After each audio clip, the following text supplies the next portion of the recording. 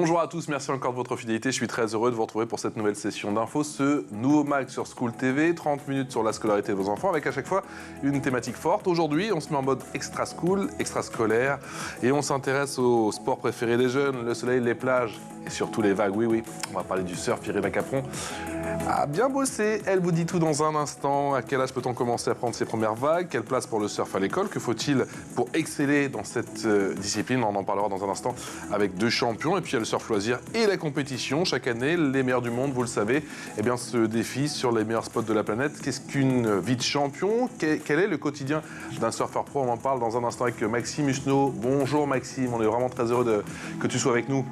Surfeur professionnel, champion d'Europe notamment. Merci de m'avoir. Tout va bien? Tu passes une bonne saison, tout va bien? Ouais. Tu nous parles d'où là? Super. Continue les entraînements. Là, je suis de la Réunion. Ça commence. Ça commence mal. Baptiste Quentin est également avec nous. Tu nous parles d'où, Baptiste? De la Cano Océan. Ça continue. Voilà. On va partir. On va partir. Voilà, Baptiste qui est moniteur de surf chez Big Mama Surf School, vous l'aurez compris, du côté de la Cano. Messieurs, vous restez avec nous, bien évidemment. Le petit topo, la loupe, c'est avec Irina Capron. Salut Irina. Bonjour Patrice. Pourquoi tu me regardes comme ça? Je sais pas, je m'attends à tout. C'est ça le problème. Non mais au moins, toi, tu as testé le surf. Moi, j'ai jamais fait. Oui, j'ai testé. Je n'ai pas eu ce courage. J'ai testé une après-midi. Donc je sais que tu as eu une vie T'as eu 1000 vies. Ah oui, oui. On se dit tout avec. Moi, j'ai testé tous les sports. Elle a eu une vie en Californie. Et en Californie, tu es obligé de tester. Obligé. Tu as testé, tu as réussi. J'ai réussi à tenir quelques secondes. 2 secondes? Ouais, c'est déjà ça. Mais c'est énorme. C'est déjà ça. C'est énorme. Mais je me souviens des courbatures le lendemain. 2 secondes et 1 semaine de courbatures. Tout va bien. Voilà. Raconte-nous un petit peu l'histoire du surf. On va remonter un petit peu le temps, je te connais. Oh oui. Et là, je vais remonter jusqu'à 3000 ans avant Jésus-Christ, pendant la période pré-Inca. Alors, il faut savoir que les origines du surf viennent du Pérou. D'accord. Sous la culture mochica, des dessins, en fait, ont été retrouvés sur des poteries de l'époque et on représente des pêcheurs incas sur des planches de bois et des bateaux en roseau appelés caballitos des Totora. Ensuite, l'histoire du surf a commencé, comme vous le savez, à Hawaï. Alors, les premières traces du surf remontent à 1769 avec un certain James Cook, qui a commencé à écrire à propos du surf sur les vagues dans son journal de voyage. Mais le surf, c'est une pratique courante depuis le 15e siècle dans les îles hawaïennes. Alors au départ, les chefs de tribu surfaient pour défier la mer afin de montrer leur puissance et leur supériorité. Les Polynésiens s'affrontaient même dans des duels de surf et le vainqueur avait une meilleure place dans la tribu. La pratique a ensuite été interdite lors des colonisations par les Américains qui considéraient le surf comme un acte de dépravation car les Hawaïens pratiquaient le surf à l'époque quasiment nu. Caballitos des Totora. Oui, Caballitos des Totora. Je retiens ça, effectivement. Et c'est un grand champion final qui fait renaître ce sport. Oui, Duke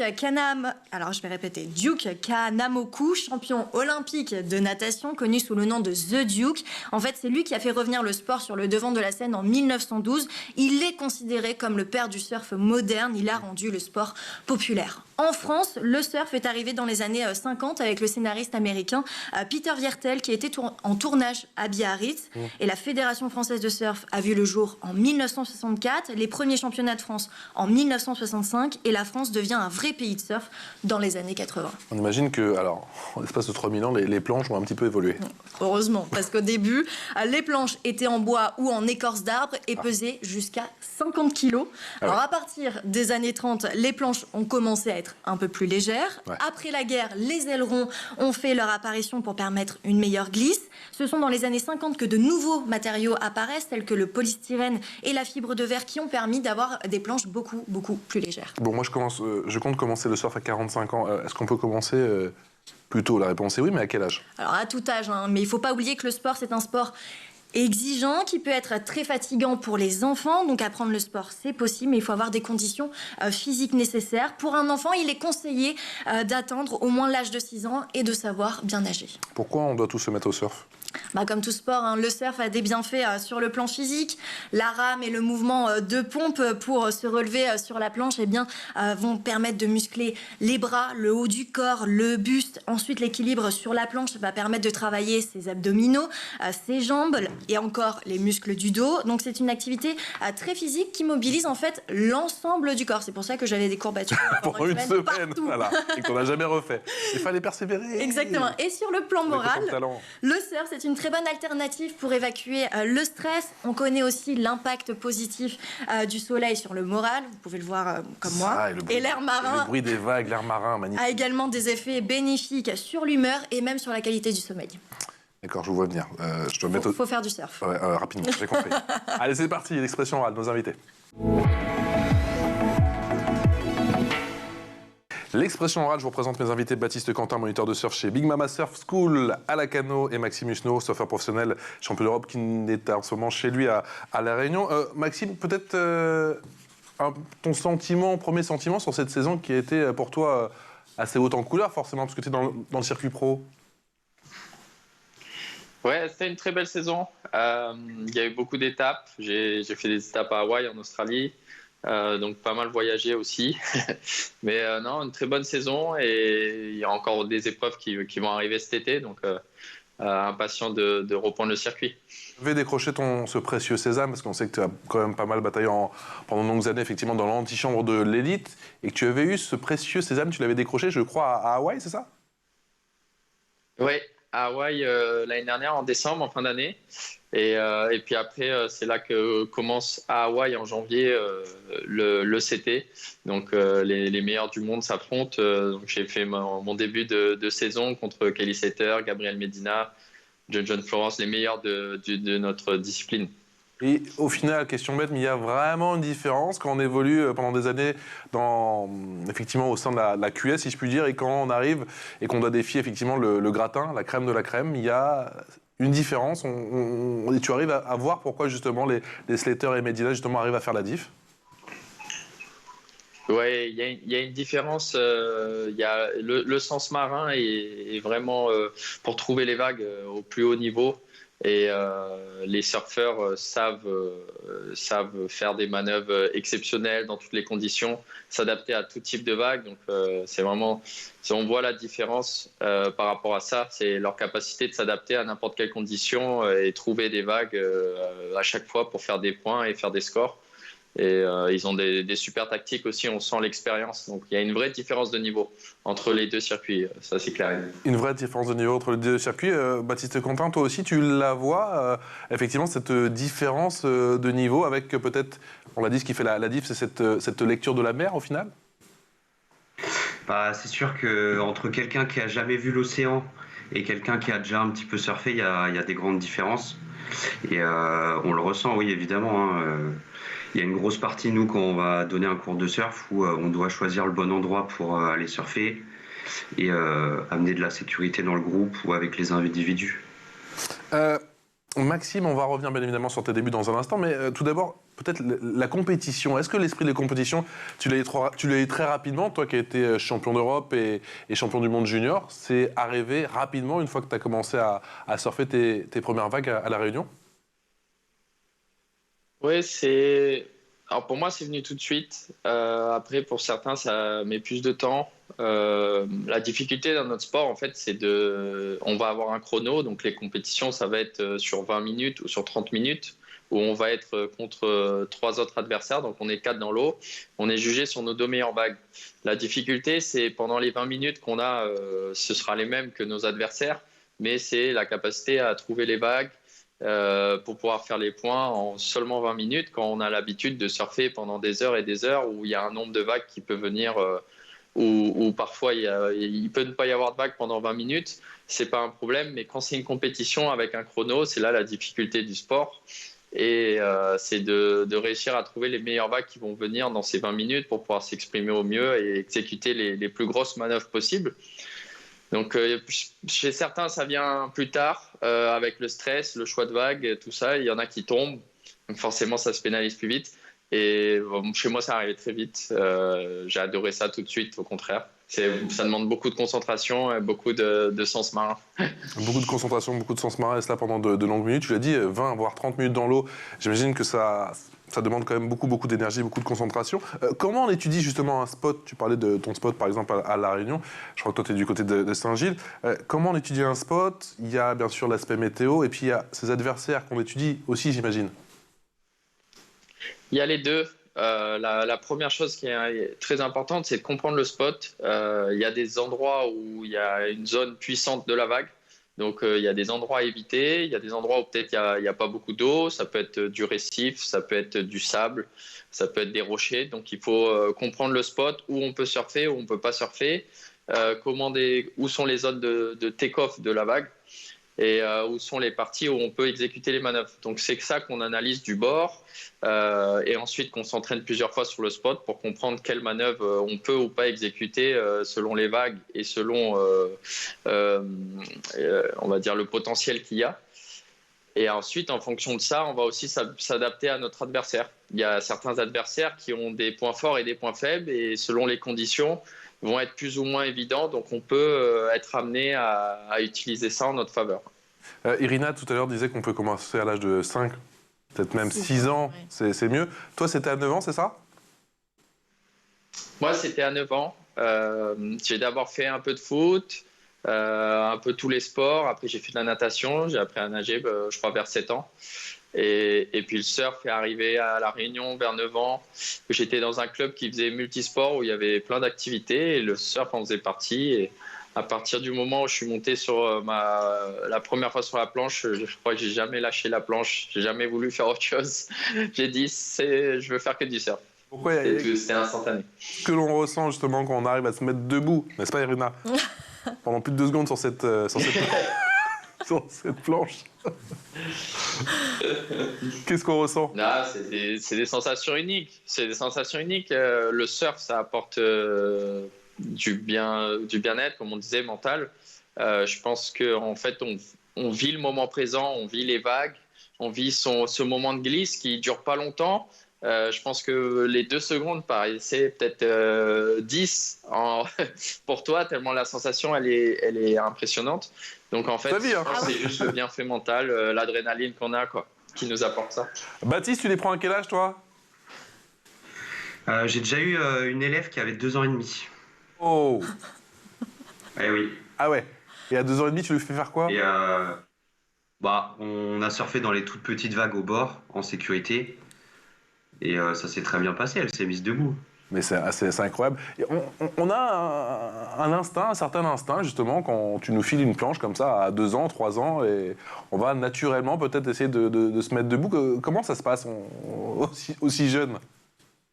Au départ, ça se passe, on explique bien les choses calmement et avec les bons mots pour les enfants. Et ils finissent par comprendre d'eux-mêmes qu'il faut se mettre debout sur la planche et on les accompagne jusqu'au bout et ça se passe très bien. Et vu qu'en général, ils sont tout petits, ils ont un centre de gravité très bas et du coup, c'est très facile pour eux de se mettre debout. À cet âge-là, en plus, j'imagine qu'il n'y a pas d'appréhension, il n'y a pas de peur, il n'y a pas de peur, on ne voit pas forcément le danger, non? Ça dépend des personnes. Après, il va y avoir des enfants qui vont être un peu plus réticents et les parents qui vont un peu plus les amener, mais en général, ils finissent tous par s'amuser et c'est tellement bien le surf qu'ils finissent finalement tous par se mettre debout et à prendre des super vagues. Irina. Oui, Baptiste, il y a notamment des règles éthiques dans le surf, notamment le drop-in. Qu'est-ce que c'est et à quel âge ça s'apprend les règles? Alors, au début, quand on apprend le surf dans les vagues au bord, on va apprendre le surf plutôt dans les mousses. Et il ne va pas y avoir forcément de règles de priorité, ce dont tu parles, mais plutôt des règles de sécurité qui consistent à bien regarder à ce qu'il n'y ait personne devant avant de prendre une vague. Les règles de priorité vont venir quand les surfeurs vont progresser et commencer à aller évoluer dans des vagues au large. Maxime, tu nous as expliqué qu'à La Réunion, toi, clairement, le surf est devenu une évidence, même qu'on n'est pas du Serail, même je ne crois pas que ta famille t'es pas issue d'une famille de surfeurs, toi. Non, du tout. Mes parents ont fait de la plongée, mais j'ai fait découvrir le surf avec ma sœur à mes parents, à ma famille. As-tu pris conscience justement que tu voulais en faire ton métier, que tu voulais en tout cas pousser un petit peu pour voir jusqu'où tu pouvais aller?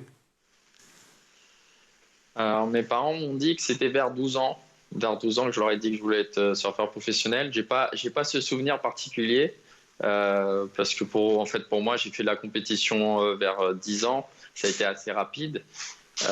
J'ai intégré un pôle espoir qui était à La Réunion en lien avec mon collège qui nous donnait quelques créneaux horaires pour pouvoir aller s'entraîner. Donc j'avais des entraîneurs à La Réunion qui m'ont aidé à me développer.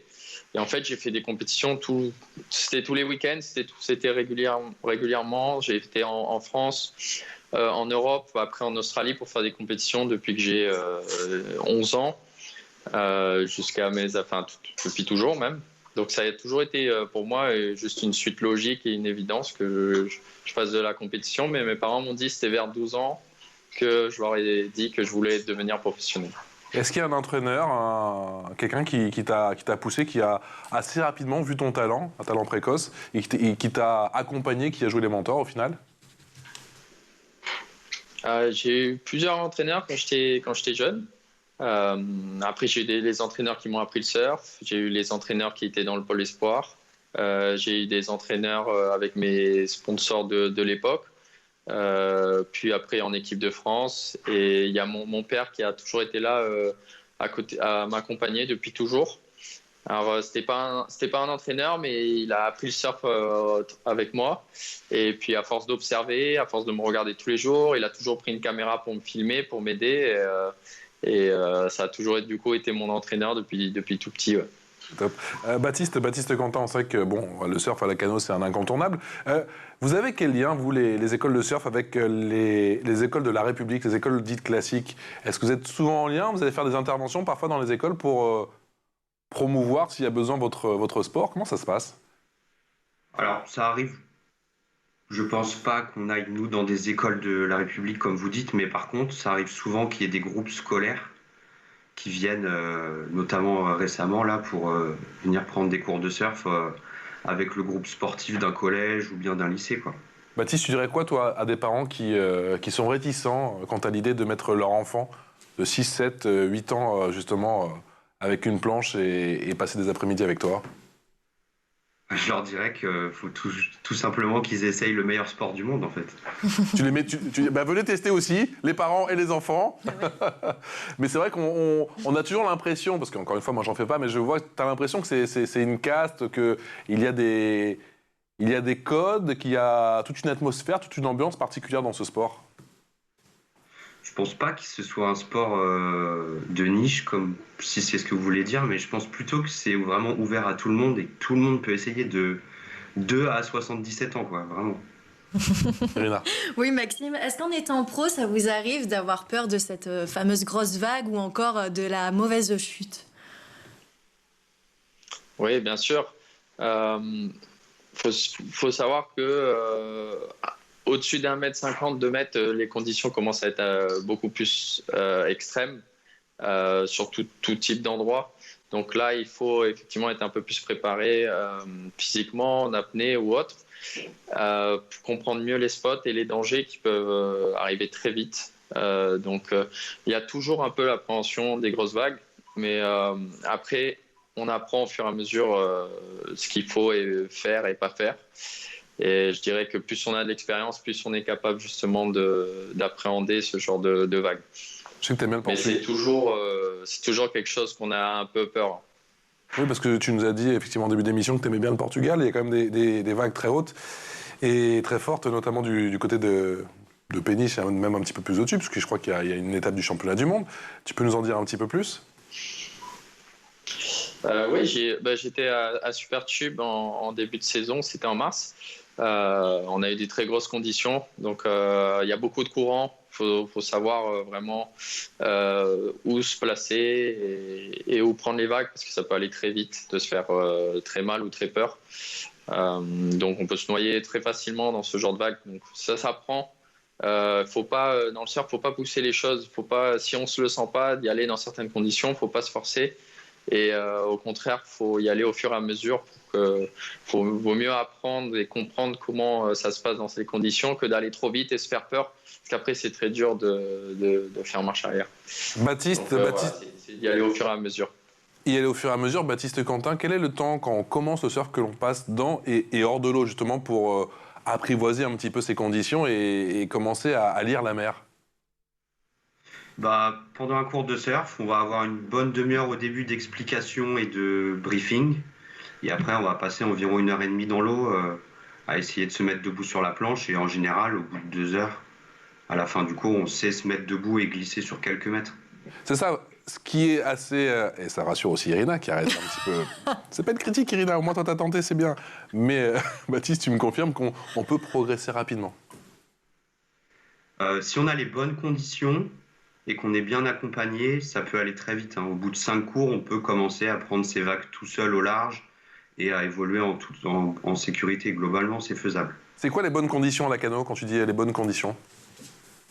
C'est des vagues pas trop grosses, donc je dirais de l'ordre de 50-80 cm à peu près, assez propres avec très peu de vent et, si possible, pas trop de monde parce que parfois ça peut empêcher de prendre quelques vagues, mais on fait avec. Et on fait avec, j'imagine. J'imagine qu'il y a encore un petit peu plus d'espace du côté de la Réunion pour apprendre, avec ces plages et ces spots magnifiques. T'as eu quand le déclic, toi, au final, Maxime?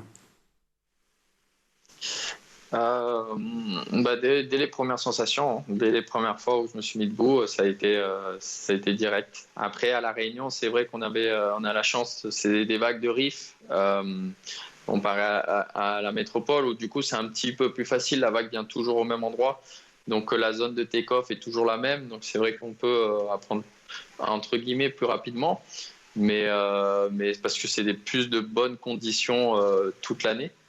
Mais maintenant, on peut apprendre très vite partout et on voit des super surfeurs dans tous les pays du monde et le surf qui est en train de se développer de plus en plus. Donc, partout où on a une côte, s'il y a une vague, il y a moyen de surfer. Est-ce que tu as le sentiment que les structures sont adaptées en France, toi qui étais champion d'Europe et champion du monde de junior? Tu as le sentiment d'avoir été bien accompagné justement pendant ta carrière? Ouais, j'ai eu énormément de chance. Il y avait de super structures à La Réunion qui étaient en relation avec mon collège. Puis après, j'ai bénéficié au lycée d'un système qui avait été fait à l'époque sur Internet, sur des serveurs. Donc, on était un peu les pionniers. Avant, aujourd'hui, je vois avec le Covid, ça s'est beaucoup plus développé. Mais on faisait déjà des cours en ligne sur Internet. Ce qui m'a permis de voyager, de pouvoir surfer et faire des compétitions à l'étranger malgré les décalages horaires. Où, par exemple, en Australie, je travaillais de 18h le soir à minuit pour être en décalage avec La Réunion. Donc, j'ai pu bénéficier de tous ces avantages-là. Donc, je pense que j'ai été très bien accompagné pour réussir. Après, il y a d'autres systèmes aujourd'hui qui existent pour le faire. Je pense que le surf s'est quand même bien développé. Il y a beaucoup de structures en place, mais je pense qu'on peut encore améliorer au niveau structure scolaire pour que notre sport se développe. Baptiste, un peu plus normal, je dirais, comme tous les autres sports. Baptiste, tu dirais ça se développe doucement mais sûrement? C'est suffisant, ça va dans le bon sens, mais ça va peut-être pas assez vite au niveau des structures? Moi, je pense que ça se développe dans le bon sens, mais ça reste un sport où tout le monde n'est pas forcément proche de l'océan pour pratiquer et du coup, c'est pas forcément facile d'accompagner certaines personnes. Nous, par exemple, les gens sont un peu obligés de venir en vacances pour essayer le surf, mais toutes les collèges et structures, je pense, qui sont aux alentours ont déjà essayé le surf. Donc oui, ça va dans le bon sens, je dirais. Ça reste un budget de surfer ou pas, Baptiste? Alors, moi, je compare tout le temps par rapport au ski. Et je dis que si tu as ta planche et ta combinaison, rien ne t'empêche d'aller tout le temps à l'eau, en fait. Tu n'as pas besoin de payer un forfait pour aller à l'océan. L'océan est libre. Oui, qu'au final, que c'est un budget au début, mais que tu t'y retrouves vite, quoi. Tu n'as pas besoin de raquer, entre guillemets, à chaque fois pour tel ou tel forfait, parce que la mer, pour l'instant, je dis pas pour l'instant, est gratuite. L'info en plus avec Irina.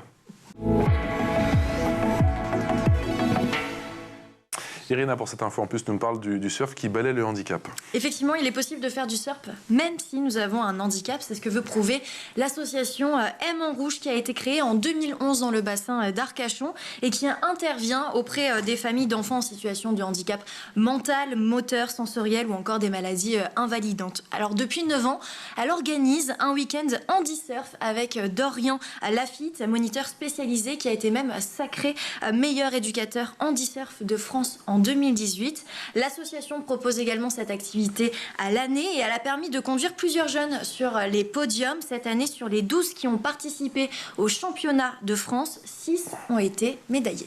Baptiste, est-ce que tu pourrais nous décrire la culture surf en France? Est-ce qu'on a une culture surf?